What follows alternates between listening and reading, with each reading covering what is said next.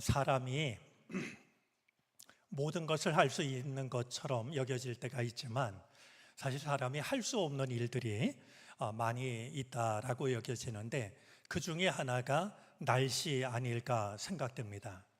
신기하게 여겨질 만큼 벌써 꽤 여러 주 동안 주말이 되면 비가 내렸습니다. 어제도 어김없이 비가 와서 우리 교우들 주일에 예배하러 오시는데 불편하지 않을까 걱정을 했는데 오늘 우리에게 맑은 날을 주셨습니다. 어제 저녁에 일찍 잠에 들었다가 새벽에 일찍 깼습니다. 말씀을 준비할 겸 목양실에 나와 있는데 아직 날은 캄캄한데도 어디선가 새들이 맑게 우는 소리를 듣게 되었습니다. 아직 날이 다 밝지도 않았는데 새들이 비가 그치고 날이 개서 그런지 정말 맑은 목소리로 노래하는 것을 들었죠. 오늘 우리가 근심과 걱정, 때로는 두려움을 안고 나왔다 할지라도 주님께서 은혜를 베풀어 주셔서 예배하는 우리들의 마음이 맑았으면 좋겠고요. 또 하나님을 바라보는 우리들의 영혼이 해맑았으면 좋겠습니다. 오늘 호산나 찬양대가 찬양을 드렸던 것처럼 예수님의 피 그 한 방울이 메마른 우리들의 마음속에 떨어져서 우리를 살리시는 은혜가 예배하는 우리 가운데 함께 하기를 바랍니다. 오래전의 일입니다. 제가 당당에서 목회를 할 때였는데요, 서울에서 맡은 일이 있어서 원주역으로 나가서 청량리행 기차를 탔습니다. 기차를 타고 올라가는데 가만히 보니까 제가 앉은 자리에서 가운데 통로 건너편 한 두세 자리 앞에 한 노인분이 앉아 있는데요, 내가 저분을 어디서 봤지? 이런 생각이 들었습니다. 굉장히 이목구비가 뚜렷한 분이었는데요, 처음 대하는 분이 아니어서 내가 저분을 어디서 봤을까 곰곰이 생각을 하다가 마침내 저 앞에 앉은 사람을 어디서 봤는지를 이제 알게 되었습니다. 사실 만난 것은 그때가 처음인데요, 그분이 쓴 책 중에 혼자만 잘 살면 무슨 재민겨, 호박이 어디 넝굴째 굴러옵디까, 이런 재미난 제목의 책을 쓰신 분입니다. 그런데 그 책 속에 그분의 사진이, 사진 작가가 찍은 그분의 사진이 여러 장 담겨 있었습니다. 처음 본 분인데도 제게 낯익게 여겨졌던 것은 책 속에서 그분을 보았기 때문이었죠. 청량리역에 기차가 도착을 했는데요, 우리 대부분 그렇지만 도착하기도 전에 많은 사람들이 일어나서 짐을 꺼내고 내릴 준비를 했습니다. 그런데 그분은 아직도 갈 데가 많이 남아있다는 듯이 혼자 그냥 가만히 앉아 계시더라고요. 제가 먼저 내려서 플랫폼에서 기다렸습니다. 그리고 맨 마지막에 내리는 그분께 인사를 드렸죠. 그러자 그분이 나는 잘 모르겠는데 어찌 인사를 하느냐라고 물으셨습니다. 그래서 제가 선생님이 지은 책을 읽은 독자라고 인사를 드렸어요. 마침 그분이 종로 서적으로 가는 길인데 제가 순서를 맡은 곳도 거기서 멀지가 않은 곳이었습니다. 같이 버스를 타고 종로 서적으로 갔죠. 그리고 오늘 점심은 선생님 글을 읽은 독자로서 제가 사면 좋겠습니다. 얼마든지 좋다고 해서 종로 서적 뒤편에 있는 할머니 콩나물 집이었는지 하여튼 그런 집에서 콩나물 국밥을 같이 먹었습니다. 전우익 선생님이신데요, 제가 밥을 먹다가 선생님께 그랬어요. 선생님 글을 읽고 제가 언젠가 한번 꼭 찾아뵙고 인사를 드려야지 했는데 이렇게 기차에서 우연히 만나게 될 줄은 몰랐어요. 인사를 하자 그분이 제게 이렇게 말했습니다. 만날 만한 사람은 만날 만한 때에 만나기 마련이죠. 그 말이 지금까지 마음에 남아 있습니다. 만약에 젊은 사람이 넥타이를 메고 강의실에서 저 말을 했다 그러면 제가 저 말을 잊어버렸을지도 몰라요. 근데 허름한 편안한 옷에다가 흰 고무신을 신고 있고요. 머리는 그냥 빛이 날 만큼 백발인 그런 어르신이 만날 만한 사람은 만날 만한 때에 만나기 마련이라고 이야기를 하니까 그 말이 더욱더 마음에 이제 다가왔던 것 같습니다. 많은 사람들이 이야기를 합니다. 여행은 어디를 가느냐라고 하는 것보다도 누구와 가느냐가 더 중요하다고 그럽니다. 아무리 좋은 데를 가도 마음이 안 맞은 사람하고 가면 즐거울 수가 없죠. 음식도 마찬가지입니다. 어떤 음식을 먹느냐, 얼마짜리를 먹느냐라고 하는 것보다는 누구와 먹느냐, 그리고 그 음식을 먹으면서 어떤 이야기를 나누느냐라고 하는 것이 더욱 중요합니다. 그런 것 중에는 말도 있습니다. 정말 얼마나 멋있는 말을 하느냐라고 하는 것보다는 그 말을 누가 언제 하느냐가 우리의 마음속에는 더 오래 남기 마련입니다. 제 아버지는 2000년을 이틀 앞두고 돌아가셨는데요. 몸이 편찮으셔서 이제 강원도에서 올라와서 이제 얼굴을 뵈었습니다. 그리고 저희 갈게요 하고 문을 나서려는데 아버지가 한마디를 하세요. 한 목사, 무슨 일을 하든지 즐거운 마음으로 해.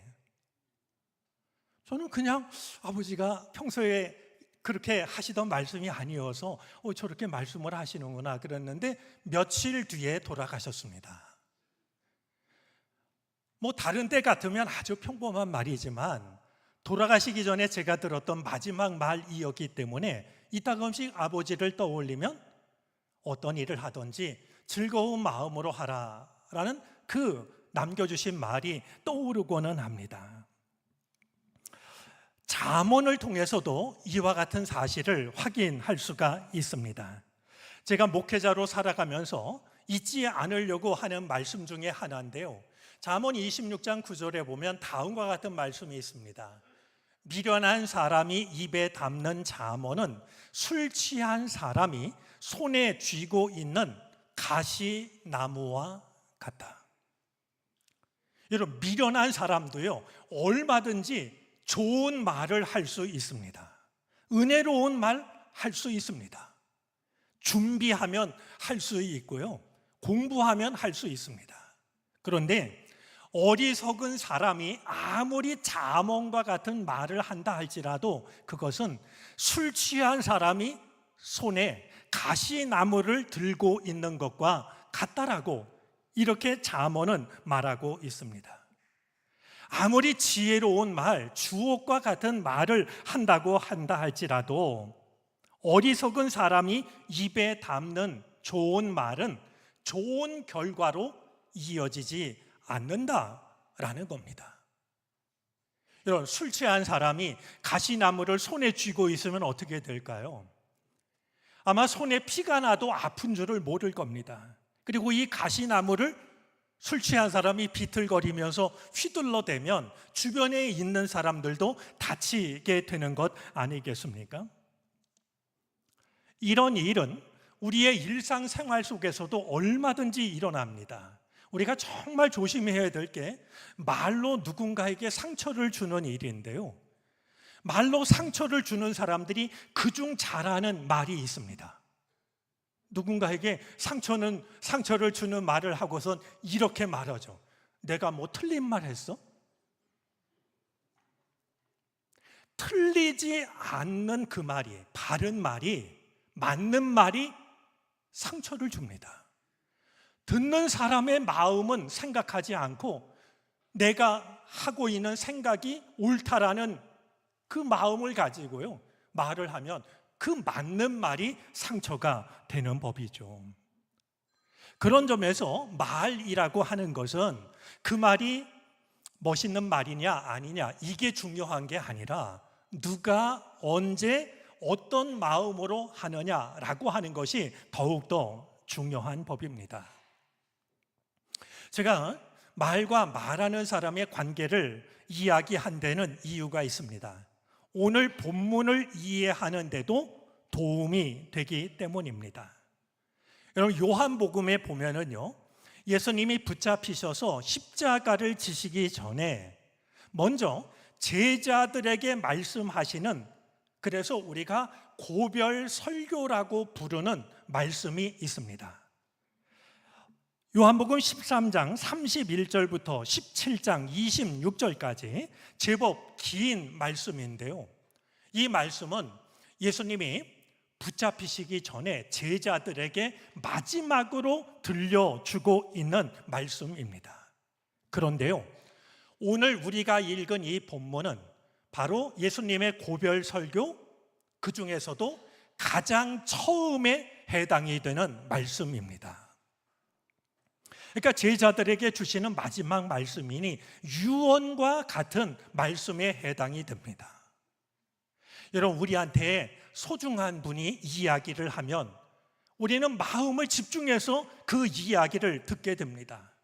그런데 유언이라고 하면 더욱더 그러합니다. 기운이 다 소진한 분이 말이죠, 뭐라고 말씀하시는데 그 말을 못 알아들으면 우리의 귀를 그분의 입에다 가져다 대고서라도 그 말을 알아들으려고 하는 거 아니겠습니까? 모든 말씀이 다 주님의 말씀이기 때문에 소중하지만 오늘 이 말씀이 더 소중한 것은 예수님의 고별 설교이기 때문에, 그리고 고별 설교 중에서도 맨 처음으로 하시는 유언과 같은 말씀이기 때문에 우리에게는 더욱더 소중한 의미를 갖는 것이죠. 과연 예수님은 어떤 말로 마지막 유언의 말씀을 시작하신 것일까요? 예수님은 오늘 본문을 통해서 크게 두 가지를 말씀합니다. 먼저 예수님이 당하실 고난, 십자가와 죽음에 대해서 말씀을 합니다. 예수님은 아무것도 모르고 있다가 갑자기 십자가를 진 것이 아닙니다. 아무것도 모르고 있다가 제자 하나가 배반해가지고 붙잡히게 되고 도망칠 방법이 없어서 죽임을 당한 것이 아니었습니다. 혹은 영웅인 것처럼 행세를 하다가 큰 어려움을 겪은 것도 아니었습니다. 예수님의 고별 설교는요, 유다가 밖으로 나가는 일로부터 시작이 됩니다. 예수님을 팔아넘기기 위해서 유다가 밖으로 나갔을 때 예수님은 유다가 왜 밖으로 나가는지를 아셨습니다. 저 친구가 밖으로 나가서 나를 팔아넘기겠구나. 그 생각은 이제 십자가가 가까이 다가왔다라는 직감으로 이어지셨을 겁니다. 여러분, 그런 상황이라면 어떤 말이 어울릴까요? 아니, 제자가 어떻게 저럴 수 있지? 원망의 말도 할 수 있었을 겁니다. 이제 죽음이 얼마 남지 않았으니 탄식하면서 괴로워하실 수도 있었을 것 같습니다. 그런데 가룟 유다가 나가는 것을 보고 십자가를 질 시간이 가까이 다가왔다는 것을 아신 예수님은 이렇게 말씀을 하십니다. 오늘 본문 31절, 32절인데요. 한번 여러분들이 한 목소리로 읽어주시겠습니까?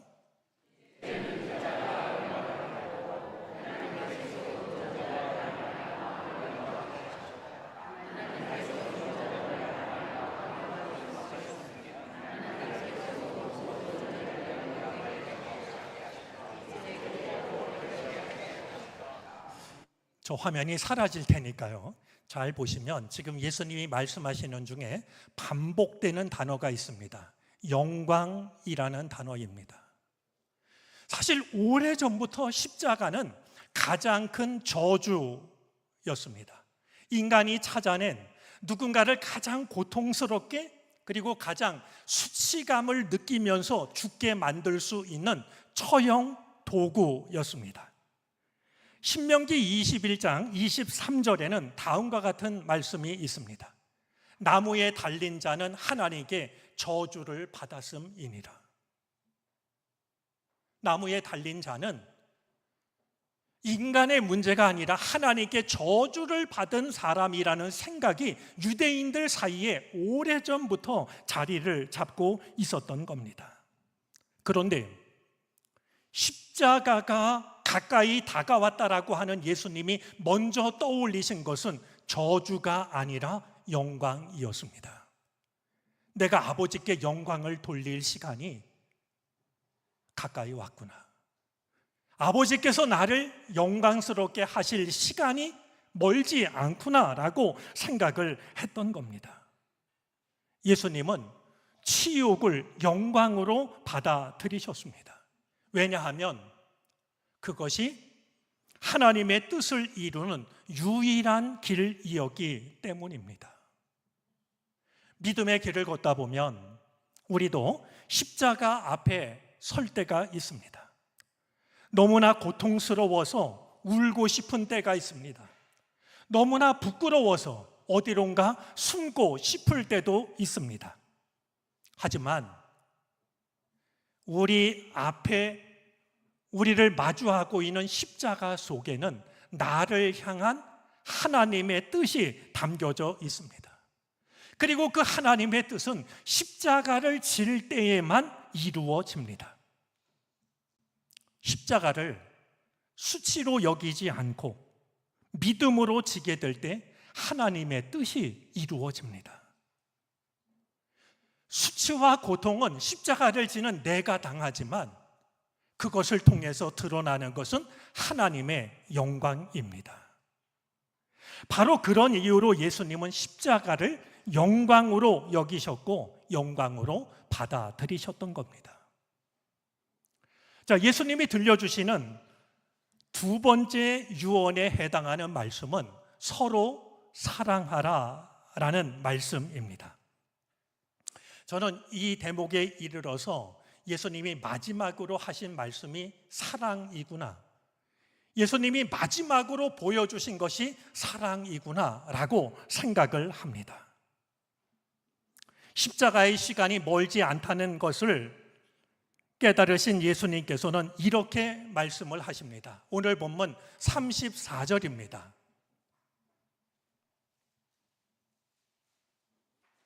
우리 다시 한번 말씀을 읽어주실까요?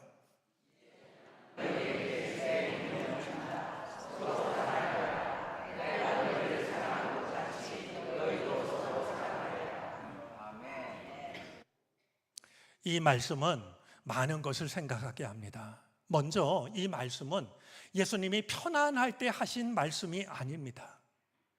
제자들과 맛있는 것을 배부르게 먹고 이 말씀 들려주신 거 아닙니다. 우리식처럼 비 오는 날 경치가 좋은 카페에 앉아서 이야기를 나누다가 건네주신 얘기도 아닙니다. 지금의 저처럼 예배 시간, 설교 시간에 들려주신 말씀도 아닙니다. 십자가가 가까이 다가왔을 때, 이제 제자들에게 더 이상 가르침을 줄 수 없다라고 생각했을 때 마음을 담아서 들려주신 이야기가 바로 서로 사랑하라라고 하는 바로 이 말씀인 것입니다. 십자가와 사랑이 예수님 안에서 만나고 있는 것을 보게 됩니다. 십자가와 사랑이라는 것이 예수님의 심장 속에서 하나로 녹아 담기는 것을 느끼게 됩니다. 서로 사랑하라라는 이 말씀을 두고 예수님은 새 계명이라고 말씀합니다. 여러분, 새 계명이라 하면 그동안 서로 사랑하라는 말씀이 없었다는 말일까 하는 생각을 갖게 하는데요, 그렇지가 않습니다. 대뜸 떠오르는 말씀이 있습니다. 레위기 19장 18절 말씀인데요, 한 백성끼리 앙심을 품거나 원수 갚는 일이 없도록 하여라. 다만 너는 너의 이웃을 네 몸처럼 사랑하여라. 이 말씀은 계명 중에서 가장 큰 계명이 무엇이냐라고 묻는 율법 교사에게 예수님이 가장 큰 계명 중에 하나로 일러주신 대답이기도 합니다. 자, 그렇다면 분명히 율법에 서로 사랑하라는, 그리고 내 몸처럼 사랑하라는 말씀이 있는데 왜 예수님은 새 계명을 준다라고 말씀하신 걸까요? 우리가 여기서 한 가지 도움을 받아야 할 게 있습니다. 새롭다라는 이 말은 두 가지 단어가 있습니다. 하나는 네오스라는 말이고요, 다른 하나는 카이노스라는 말입니다. 네오스라는 말은 시간적으로 새로운 것을 말합니다. 오늘 만약에 여러분들이 교회에 오실 때 새로 산 옷을 입고 오셨다면 네오스에 해당이 됩니다. 혹시 얼마 전에 안경을 새로 바꾼 분이 있으면 역시 네오스가 됩니다. 그런데 카이노스라는 말은요, 근원적인 변화를 의미합니다. 우리의 겉모습이 달라지는 것이 아니라 우리의 존재가 달라지는 겁니다. 예수님께서 내가 새 계명을 준다라고 하셨을 때 이 새는 네오스가 아니라 카이노스가 됩니다. 그러니까 이제까지 없었던 그런 것이 아니라, 이제까지 이런 비슷한 말은 많이 있었겠지만 내가 전혀 새로운 계명을 너희에게 준다는 겁니다. 이 예수님의 말씀은 이어서 하시는 예수님의 말씀에 의해서 그 근거가 더 분명해집니다. 예수님께서 이어지는 말씀을 통해서 내가 너희를 사랑한 것 같이 말씀합니다.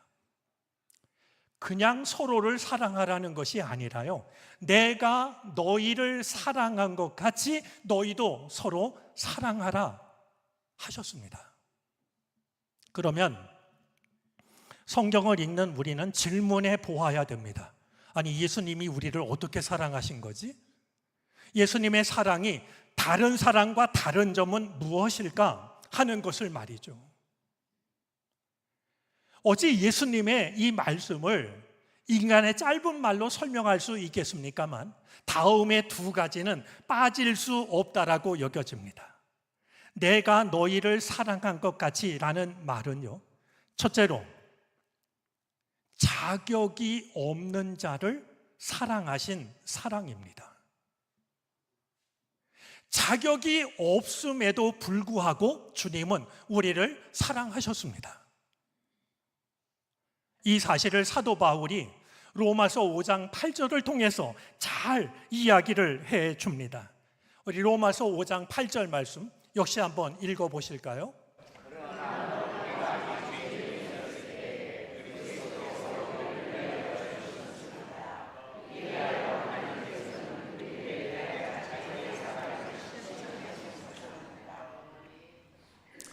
우리가 훌륭한 의인이었을 때 우리를 위해서 죽으셨다라고 하는 게 아닙니다. 우리는 여전히 죄인이지만, 그분의 사랑을 받을 자격이 없지만 주님께서는 우리를 위하여 죽으셨다라고, 이로써 하나님이 우리를 어떻게 사랑하는지 확실한 증거를 보여주셨습니다 라고 하는 것이 사도 바울의 이해입니다. 우리가 그만한 사랑을 받을 만한 자격이 있어서가 아니었습니다. 죄인임에도 불구하고, 사랑을 받을 만한 아무런 자격이 없음에도 불구하고 주님은 우리를 사랑하셨던 겁니다. 또 한 가지, 주님께서 우리를 사랑하신 그 사랑은 죽기까지 사랑하신 겁니다. 말로만 사랑한 것이 아니었습니다. 사랑하는 척한 것도 아니었습니다. 의무감으로 사랑한 것도 아니었습니다. 잠시 사랑하다가 우리가 하는 것을 보고 포기한 것도 아니었습니다. 우리를 사랑하신 주님의 사랑은 죽기까지, 끝까지 베풀어 주신 사랑이었습니다. 먼저 우리를 그렇게 사랑하신 주님께서 이렇게 말씀하시는 겁니다. 내가 너희를 사랑한 것 같이 너희도 서로 사랑해라. 자격이 있는 자만 골라서 사랑하지 말고 자격을 잃어버렸다 할지라도 내가 너희를 사랑한 것 같이 사랑하라고. 잠깐 동안만 사랑했다라고 사랑한다라고 생각하지 말고 끝까지 사랑하라고. 내가 너희를 사랑한 것 같이 그렇게 하라고 일러주고 계시는 것이죠. 조너선 섹스라고 하는 랍비가 유대인의 정통성에 대해서 매우 중요한 이야기를 합니다. 여러분, 우리 구약 성경에 하나님께 선택받은 민족이 있지 않습니까? 유대인들입니다. 그런데 과연 이 유대인의 정체성이 무엇일까? 다른 사람들하고 다른 유대인만이 갖고 있는 고유한 정체성이 무엇일까 하는 건데요.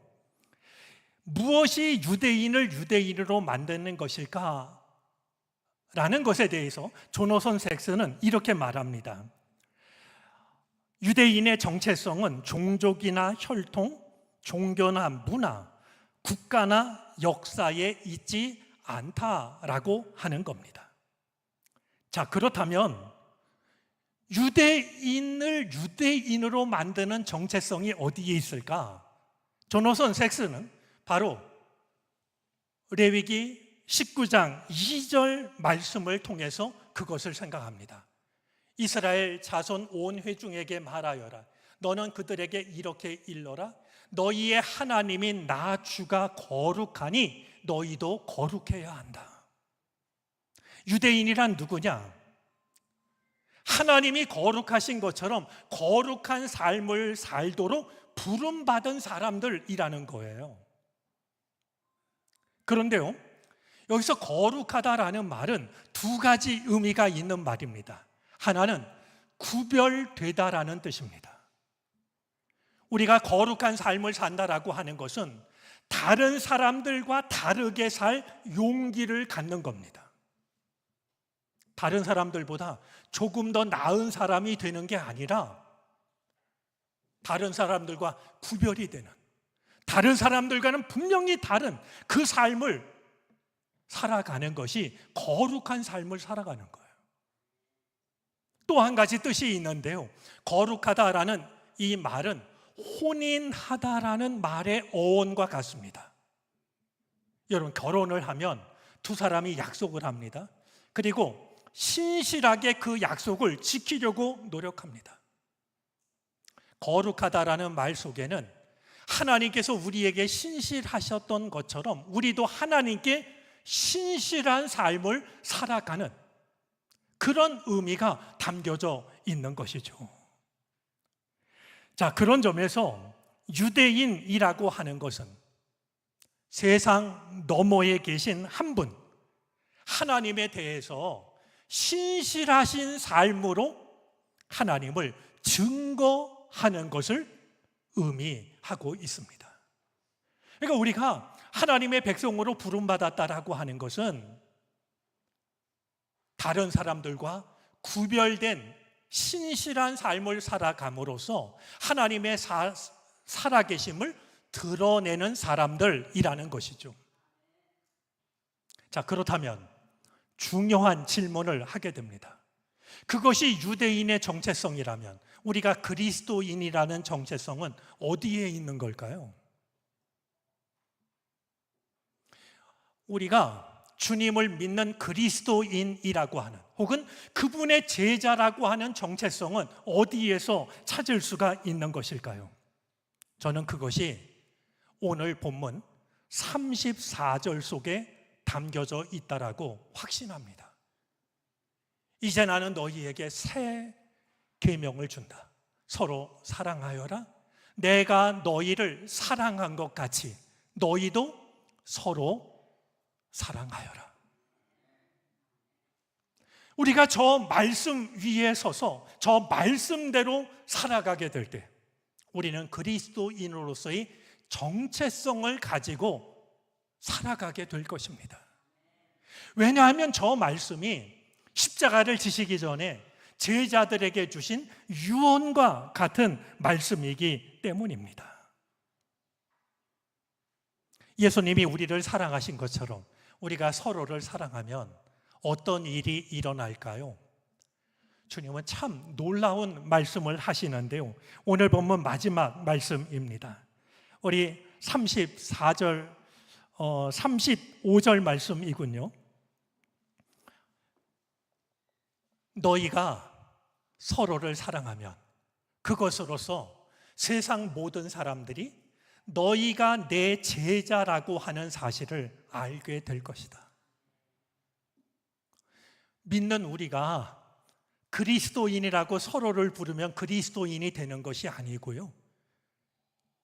주님이 우리를 사랑하셨듯이 우리가 서로를 사랑하면 그 모습을 바라보는 모든 사람들이, 세상 사람들이요, 당신이야말로 진정한 그리스도인입니다. 당신이야말로 주님의 참된 제자입니다. 그것을 인정하게 된다라고 하는 겁니다. 바로 그때 우리가 오래전에 잃어버린 그러나 너무나도 소중한 이름, 그리스도인이라고 하는, 주님의 제자라고 하는, 우리는 그 귀한 의미를 회복할 수가 있게 될 것입니다.